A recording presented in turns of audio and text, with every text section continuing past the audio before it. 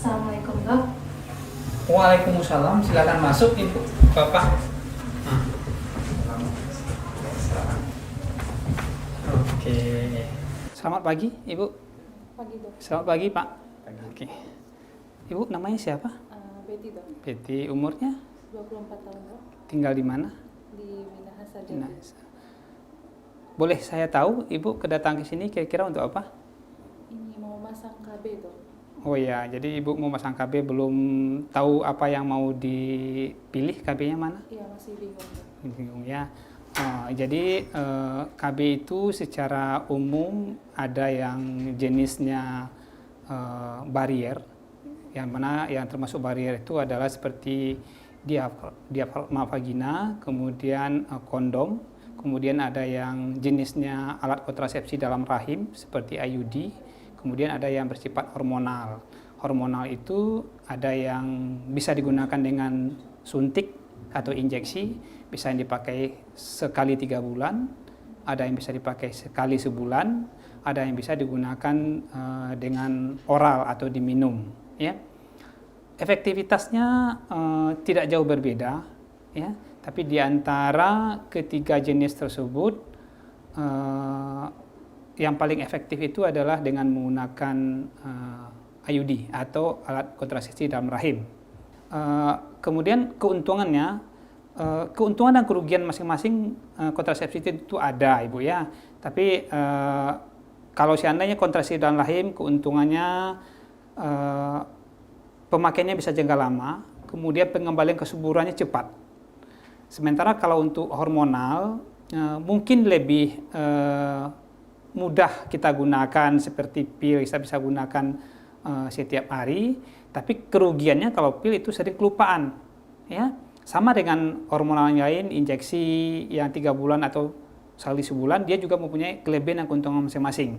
Kalau seandainya 3 bulan, keuntungannya mungkin kita tidak terlalu sering untuk dilakukan suntik atau pergi ke tempat pelayanan kesehatan, Ibu, baik ke dokter maupun ke bidan. Tapi kerugiannya, pengembalian kesuburannya lebih lama, dan bisa berefek terhadap pendarahan yang sering datang tiba-tiba banyak, atau mungkin tidak terjadinya haid selama beberapa bulan. Ya. Kalau yang untuk oral atau pil, keuntungannya mungkin lebih mudah didapat, tapi kerugiannya sering kelupaan. Ya, sering kelupaan Ibu dalam meminum pilnya setiap hari. Kemudian untuk kontrasepsi barier, ini baik digunakan seperti kondom atau diafragma vagina, tapi kekurangannya sering bocor atau malah tidak sempat atau digunakan, atau sebagian besar dari suami tidak nyaman dengan menggunakan kondom tersebut. Kemudian kalau yang kerugiannya mungkin tadi ada yang bocor, ya, ada yang bocor, kemudian ketidaknyamanan. Kemudian keuntungannya satu lagi adalah menjaga atau mencegah dari penyakit menular seksual. Efek samping dari kontrasepsi tadi, kalau alat kontrasepsi dalam rahim, biasanya jangka pendeknya itu antara 3-6 bulan sering menimbulkan pendarahan yang lebih banyak ketika haid atau adanya flek di luar haid. Ya. Kemudian kalau seandainya yang barier seperti kondom atau diafragma vagina, efek jangka pendeknya biasanya ada iritasi di alat kemaluannya, ya. Kemudian kalau seandainya yang jenis hormonal, efek jangka pendeknya sama, kadang-kadang ada yang menimbulkan flek, kemudian kadang-kadang ada yang menyebabkan pendarahannya banyak pada waktu datang haid. Tapi biasanya efek samping jangka pendek itu rata-rata dalam 3 atau 6 bulan, hanya efek sampingnya 3-6 bulan. Lebih dari itu biasanya haidnya akan teratur kembali. Tapi ada jenis hormonal yang bisa berefek jangka panjang, biasanya dengan menggunakan injeksi 3 bulan, karena dia adalah mengandung hormonal progesteron. Kadang-kadang setelah lama memakainya bisa pengembalian kesuburannya lebih lama, kadang-kadang malah sampai lebih dari 1 tahun, dan juga bisa berefek terhadap tidak datangnya haid, ya, dalam jangka waktu yang lama. Gejala dan tanda bahaya dari kontrasepsi yang perlu kita perhatikan, biasanya kalau ada perdarahan yang banyak, Ibu, ya, baik itu digunakan dengan menggunakan alat kontrasepsi dalam rahim ataupun dengan menggunakan hormonal. Kalau seandainya perdarahannya banyak, baik dalam jangka pendek maupun dalam jangka panjang, ibu harus secepatnya untuk pergi ke dokter atau bidannya. Biasa pendarahan yang paling sering menjadi tanda bahaya untuk kontrasepsi ini. Dan kalau seandainya menggunakan kontrasepsi barier, biasanya itu kalau seandainya terjadi luka atau lecet yang di kemaluannya yang bisa menimbulkan gejala infeksi yang lebih berat. Ya, itu kalau seperti itu, ibu harus cepat pergi ke tenaga kesehatan. Kemudian untuk mencegah supaya tidak terjadinya penyakit menular seperti hepatitis B, kemudian HIV, AIDS, ya, sebaiknya kita menggunakan kontrasepsi barier, karena itu bisa mencegah kuman masuk dan terjadi penularan pada suami atau istri kita.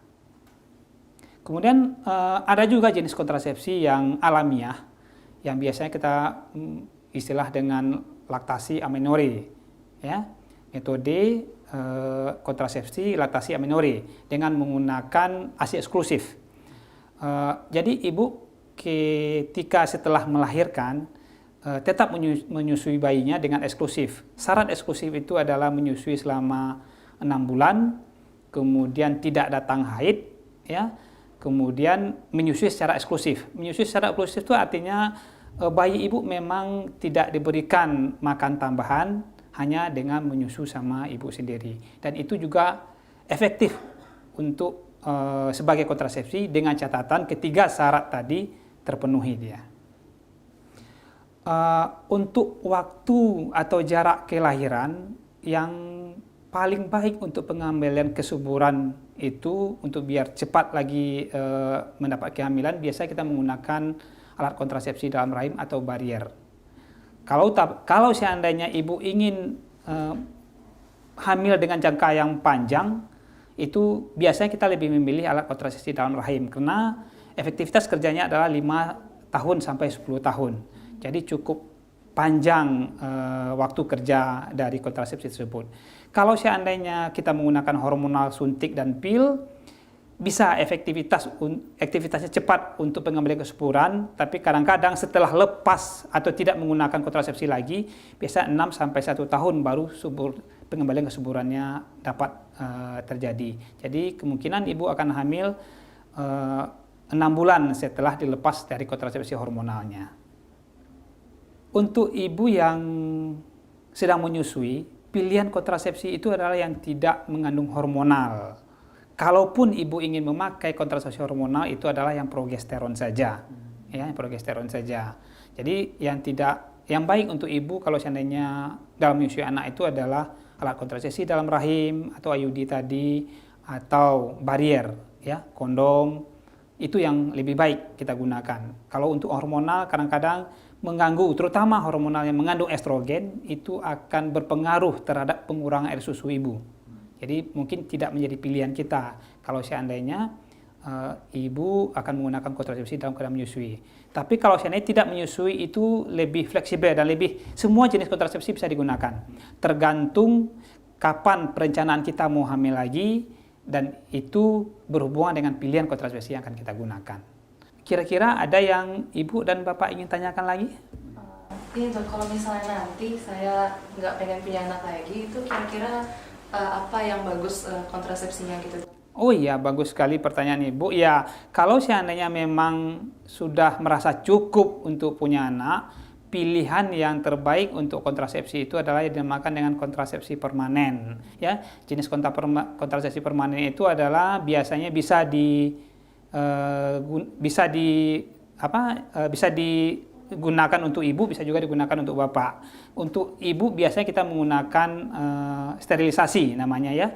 Jenis sterilisasi yang merupakan kontrasepsi yang permanen tersebut bisa dengan mengikat saluran tuba ibu sehingga tidak terjadi lagi pertemuan kehamilan sehingga bisa tidak akan hamil lagi. Kalau untuk bapak biasanya kita dengan istilahnya vasektomi, juga dengan mengikat saluran dari sperma dari si bapak atau suaminya. Kira-kira ibu bapak paham? Paham. Dan ada lagi kira-kira yang mau ditanyakan? Cukup. Cukup. Sejauh ini cukup, dokter. Cukup ya. Kalau seandainya udah cukup, mudah-mudahan Bapak Ibu bisa memilih dengan sesuai dengan kondisinya seperti yang sudah saya jelaskan tadi. Kalau seandainya ingin lama bisa menggunakan alat kontrasepsi dalam rahim, kalau ingin cepat bisa kondom atau hormonal ya, tapi tentu udah paham keinginan kita seperti apa dan udah bisa memilih apa yang lebih baik untuk ibu dan akan gunakan sebagai kontrasepsi nantinya. Ya, kalau cukup mungkin itu yang bisa saya bantu. Mudah-mudahan bermanfaat untuk ibu. Ya, sekian Bu ya. Terima kasih. Yuk.